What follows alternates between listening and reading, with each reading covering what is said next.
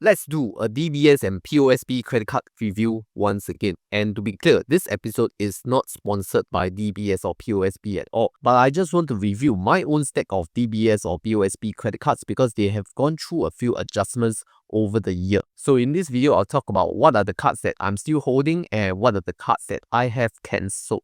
Cut to the chase, I have cancelled 3 credit cards, namely DBS Live Fresh, POSB Everyday Mastercard, and DBS Takashimaya Amex card. For DBS Live Fresh, I've cancelled it because of the $800 minimum spend requirement, as well as it turning into a specialized spend credit card into certain categories that will earn the high cashback, so it's no longer relevant for my case. For POSB Everyday Mastercard, they have removed the utilities eligible for cash rebate. That is effective 1st April 2025, so I could no longer use this credit card for my utility bills. For the DBS Takashimaya Amex card, previously I was participating in their promotion, got the cashback, and now that I'm not using that card anymore, I've already cancelled it and wait for the next better offer. Because it's one of the few DBS cards that allow existing DBS card holders to get rewards. Like recently, they have this 200 Takashimaya points, which is worth $60. It's still valid as of the recording date. And I post all these offers and news on my Telegram group. So if you want the latest news, always join us at our close to 20,000 members Telegram group at Honey Money SG. Number 1 DBS card that I'm still holding is the DBS Altitude, specifically the DBS Altitude Visa card. So this card will give you 2.2 miles per dollar on overseas spend and 1.3 miles per dollar on local Singapore dollar spent. DBS points on Altitude card do not expire, but I'm currently not using it actively because the earn rate is too low at 1.3 miles per dollar. But I'm still holding on to the Altitude card because of the Priority Pass membership, which gives you 2 free lounge visits per 12-month period. So every year, I'll just request for an annual fee waiver and get my Priority Pass membership extended with 2 free lounge visits. And that's the use of this card, which reminds me that SingSaver has this current promotion with DBS whereby if you input the referral or promo code, you get some exclusive gifts, and that is through my links below in the description. So check them out if you're interested to apply for any of these DBS cards. Moving on to my second card that I'm still holding is the DBS Women's World card, and I'm talking about the gold color DBS Women's World card. I will just disregard the DBS Women's card, which is blue color. Okay, that one is not so great. So for the Women's World card, you get 10x points or 4 miles per dollar spent on online purchases, and it's capped at $1,500 per month. So how the point reward system works is that for local SGD spend, when your transaction amount is posted, you earn the 1x base points. Then your 9x base points will come in the following calendar month. For overseas spend, upon posting, you earn the 3x base points this month, and then the 7x base points will come in the following calendar month. Usually the benchmark is from 16 calendar day onwards. So what do I use the DBS Women's World Cup for? It's mainly for online bookings, usually your travel tickets like flights, hotels, or even tours, those that can be paid online. So if you want to use it at your physical merchants, don't take your DBS Women's World Card to pay. But the fact is you can use it through a bypass platform like Shopback or Hemex. So Shopback, you can add your DBS Women's World Card to Shopback and use it via Shopback Pay.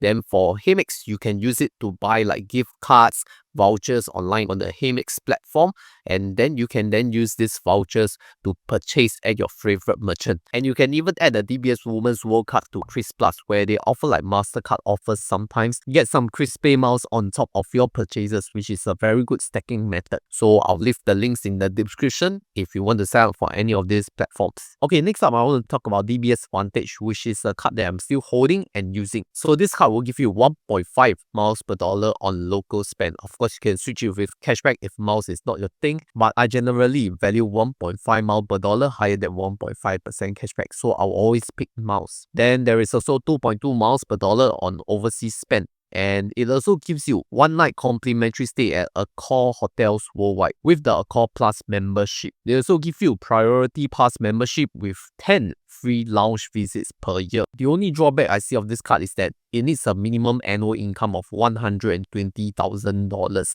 So there's an income requirement. And the fact is that you need to pay annual fees, at least for your first year annual fee of $599.50. Then for subsequent years, you may actually request for a waiver if you hit $60,000 of annual spending on that card. So I do use the DBS Vantage card, not for general spend, but more on like cut out, all these payment providers that allows DBS Vantage to earn the points, which is why now that I'm in my second year of holding DBS Vantage, I really waived the annual fee and I'm using it. Next card I want to talk about is the DBS U card. And DBS U card is not like a straightforward direct cashback card because they do offer rewards in the form of U points. And these U points can either be converted to 18% cash rebate or it can be 10 miles per dollar. But there is a minimum spend of $600 per month. And the effective spend cap is also $600 per month. So you have to make it like very optimized, you know, $600, no more, no less. You spend more, you also get the max amount only. And to be super clear on the conversion, 36 U points equals to 18% cash rebate. So this is the conversion rate that you should use, which means 1 U point equals to 0.5% cash rebate. And in order to use your U points as a cash rebate option, you would have to download the U Rewards app as well. And you can also use my referral code to sign up to get some bonus U points. Do know that you can only earn U points on specific U merchant partners, and this will include BFI Group, which consists of CS Fresh, Cold Storage, Giant, 7-Eleven, and Guardian. BreadTalk Group, which includes Toastbox and Taimoguan, Foodpanda, Gojek, Mandaiwala Group, and Singtel Group. Now, even if you're spending on these U merchant partners, do take note of the exclusions because it may catch you off guard.